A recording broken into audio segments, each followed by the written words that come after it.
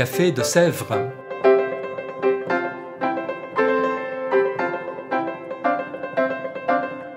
Au Café de Sèvres, on discute philosophie et théologie.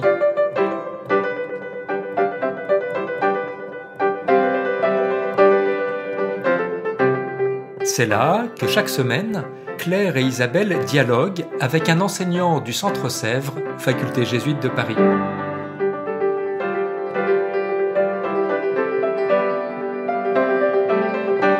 L'émission d'aujourd'hui est animée par Isabelle de la Garandrie.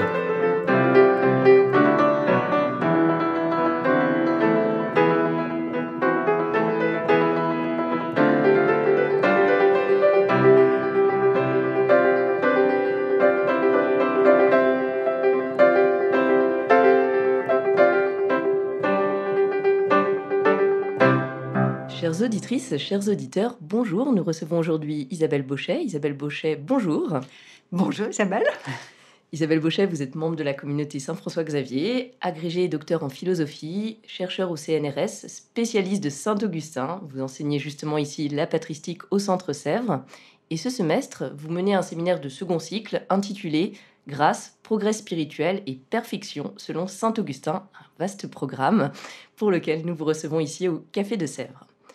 Alors Saint-Augustin, je crois que c'est un grand nom dont tout le monde a entendu parler, ne serait-ce qu'au collège, en apprenant qu'il avait en quelque sorte inventé l'autobiographie. Mais on ne sait pas forcément qui il est vraiment. Alors est-ce que vous pourriez nous le présenter, s'il vous plaît ? Eh bien, très simplement, Augustin, d'abord, il faut le situer en Afrique du Nord, à la charnière du 4e et du 5e siècle. C'est un citoyen romain, puisque l'Afrique est romaine à cette époque.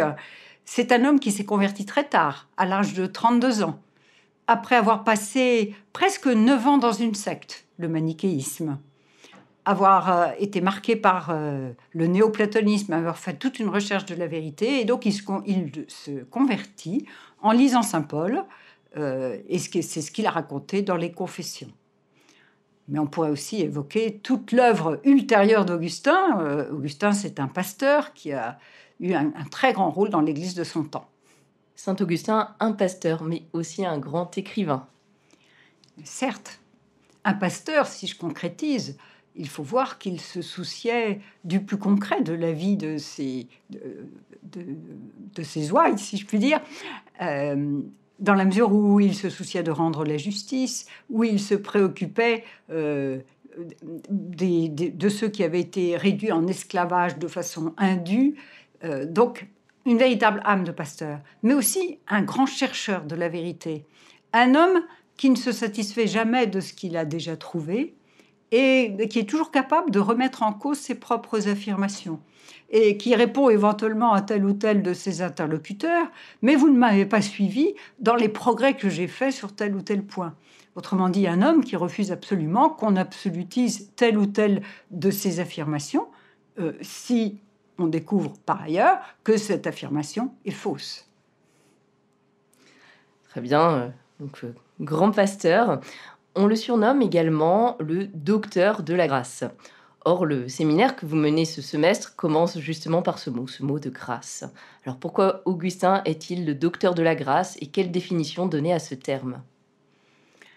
Alors, la grâce aujourd'hui, ça nous paraît peut-être un mot abstrait. Oui, assez souvent. Or, en fait, pour Augustin, la grâce, de façon très concrète, c'est vraiment le don de l'Esprit Saint. Et un verset qui est très important pour Augustin, c'est Romains 5,5. « L'amour de Dieu a été répandu dans nos cœurs par l'Esprit Saint qui nous a été donné. » Eh bien, la grâce, c'est l'expérience de cet amour de Dieu versé en nos cœurs par l'Esprit Saint. Et peut-être une autre manière de qualifier cette doctrine de la grâce chez Augustin, c'est un verset, 1 Corinthiens 4,7, « Qu'as-tu que tu n'aies reçu ?» Ça, c'est l'expérience fondatrice d'Augustin. Qu'as-tu que tu n'aies reçu, nous invitant à nous tourner toujours plus vers ce qui est don de Dieu, finalement. Et si je reprends l'intitulé entier de votre séminaire, c'est donc grâce, progrès spirituel et perfection. Ce mot de perfection, il n'est pas très confortable à nos oreilles modernes. Alors, est-ce que c'est vraiment possible pour un chrétien d'envisager d'être parfait alors que nous sommes tous marqués par le péché originel ? Il est certain que le mot perfection n'a sans doute pas très bonne presse aujourd'hui. Pour être tout à fait exact, il faut voir qu'Augustin se parle surtout de perfection de la justice. Et il faudra être encore plus précis et voir que ce thème intervient dans son œuvre essentiellement en réaction aux thèses des pélagiens, car les pélagiens soutenaient qu'il y a des hommes sans péché, que l'on peut être sans péché. Et donc c'est pour répondre à cette thèse pélagienne concernant la possibilité d'hommes sans péché et l'existence même d'hommes sans péché qu'Augustin va s'intéresser à cette question de la perfection. Peut-être aussi pour nuancer ce terme, il faut penser dans perfection à la notion d'accomplissement. On va jusqu'au bout, et c'est une notion qui est importante dans l'Antiquité. L'idée d'aller jusqu'au bout. Vous parliez il y a quelques instants de Pélage et des thèses pélagiennes. Alors peut-être quel équilibre donner au péché et à la grâce, au fait d'être sans péché, ou à cette grâce reçue dans cette controverse? Quels étaient les avis en présence? Un petit peu nous les présenter. Voilà. Je dirais en 2 mots que pour Augustin, finalement, la question majeure n'est pas du tout de savoir si oui ou non il peut y avoir un homme sans péché, s'il y a eu un homme sans péché. Bon, bien sûr, le Christ est sans péché, mais sa question majeure, ce n'est pas là. La question majeure, c'est de savoir à quelles conditions il peut y avoir un homme sans péché. Et l'essentiel est d'affirmer que ce n'est possible que par le don de Dieu. C'est la grâce de Dieu qui permet à un homme d'approcher la perfection de la justice. En face de lui, Pélage, et plus généralement les pélagiens, limite au maximum l'aide de Dieu dans l'acquisition de la justice.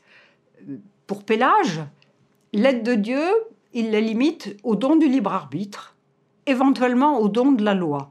Mais il refuse absolument une action de Dieu au plus intime du cœur de l'homme, au plus intime de la volonté humaine, car une telle action pour lui mettrait en cause le libre arbitre. Oui, donc 2 thèses assez opposées.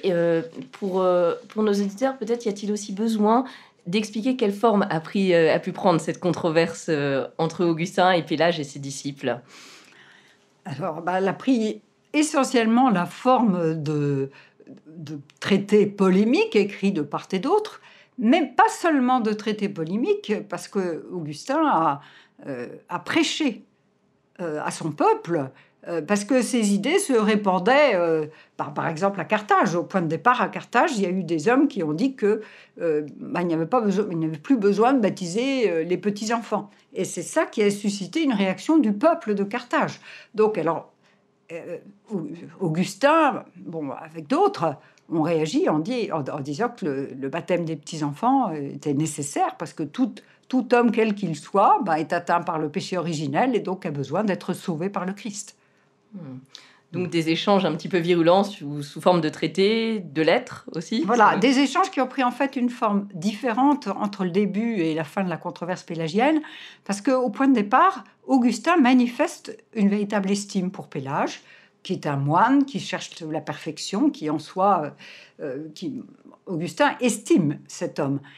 Et c'est peu à peu, en plus Pélage a très souvent avancé des thèses sans les mettre sous son nom, de telle façon qu'il n'était pas facile de cerner exactement ce que pensait Pélage. Si bien qu'il a été tantôt condamné, tantôt absous, y compris par le siège romain, par le pape.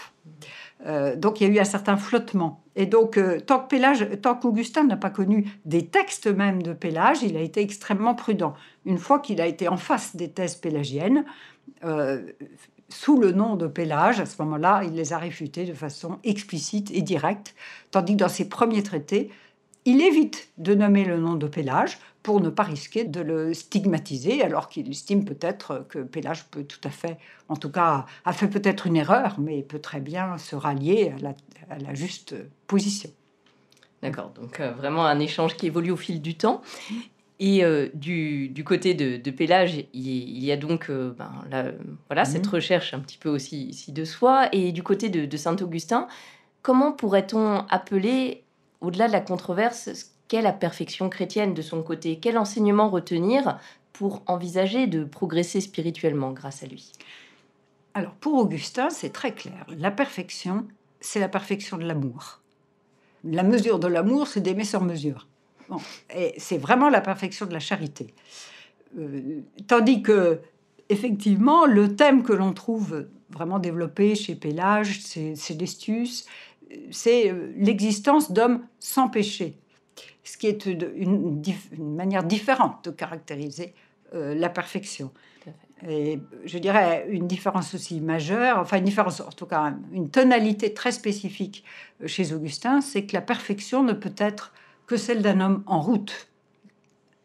Et il y a un abîme entre l'amour tel que nous pouvons vivre cette vie et l'amour tel que nous le verrons lorsque nous le vivrons lorsque nous serons dans la vision de Dieu. Donc une théologie finalement en chemin, on pourrait dire d'un homme en chemin. Absolument.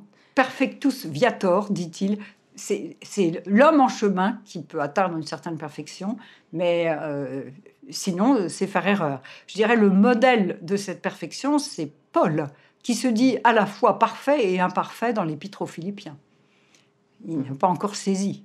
Et pourtant, il dit « nous qui sommes des parfaits ». Donc cette perfection, c'est celle de l'homme en chemin qui tend vers le Christ. Cette idée de la perfection était-elle reçue du temps d'Augustin et comment peut-on la recevoir aujourd'hui ? Eh bien, je pense que cette conception d'une perfection comme celle d'un homme en chemin, à mon avis, peut rejoindre notre aspiration. Bon, on n'est jamais arrivé. Il y a toujours à faire plus, il y a toujours à chercher davantage. Et on n'est jamais arrivé au bout de l'amour. On peut toujours aimer mieux. Et donc, je pense qu'Augustin peut nous accompagner sur ce chemin, d'autant plus que pour lui, le progrès dans cette perfection de l'amour ne peut venir que du don de l'esprit qui nous transforme intérieurement. Et donc, c'est tout sauf à la force du poignet. C'est pas à la force du poignet qu'on va réaliser ce programme. C'est vraiment avec le don de l'amour de Dieu qui nous transforme et nous donne d'aimer à notre tour. D'accord, donc vraiment à recevoir toujours plus le don de Dieu. Très bien. Et vous avez cité quelques passages de l'évangile, de Saint Paul notamment, sur lesquels il prend appui. Quelles sont ces autres sources à Augustin pour développer cette doctrine justement du don de Dieu ? Alors là, Saint Jean, le prologue de Jean, mais tout l'évangile de Jean, mais aussi bien évidemment la première lettre de Jean. Il a fait un très beau commentaire de la première lettre de Jean, donc entièrement centré sur la charité. Et donc si on veut découvrir un premier texte d'Augustin, eh bien, lisez son commentaire de la première épître de Jean. Une invitation à le découvrir et à l'ouvrir. Peut-être un mot de la fin ou une citation justement pour donner envie à nos auditeurs d'aller plus loin, de découvrir Saint Augustin, ce docteur de la grâce, et peut-être de s'y plonger tout entier dans son œuvre gigantesque. Eh bien, j'ai choisi une citation du livre 13 des Confessions. « Mon poids, c'est mon amour. C'est lui qui m'emporte là où il m'emporte. » Eh bien, est-ce que vous pourriez la commenter un petit peu ? Eh bien, le poids, c'est au sens du poids qui, même le poids d'un corps, l'entraîne vers la terre. Mais le poids, donc, c'est la force d'attraction. Et donc, il s'agit de se laisser habiter par l'amour, mais l'amour qui vient de Dieu, par l'esprit, eh bien, pour aller vers le ciel, parce que c'est lui qui m'emporte ou qu'il m'emporte, enfin, vers Dieu, vers la plénitude de l'amour, en Dieu. Donc un chemin vers la plénitude de l'amour, découvrir toujours plus ce poids pesant, non pas d'une manière trop lourde, mais justement vers plus d'amour, vers Dieu. Merci beaucoup Isabelle de cet entretien. Chères auditrices, chers auditeurs, nous nous retrouverons prochainement pour un prochain épisode du Café de Sèvres. Au revoir.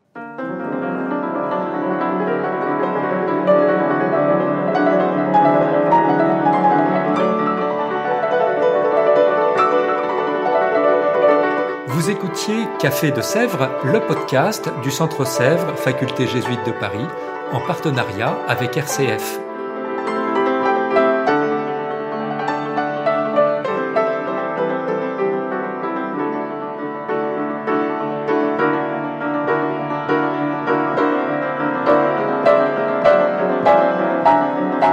Pour ne rater aucun épisode, abonnez-vous sur votre application préférée.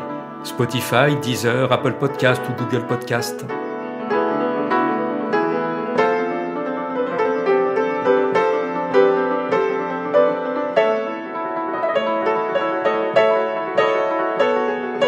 et sur notre site internet www.centresèvres.com, découvrez l'ensemble de nos cours et conférences en philosophie et théologie.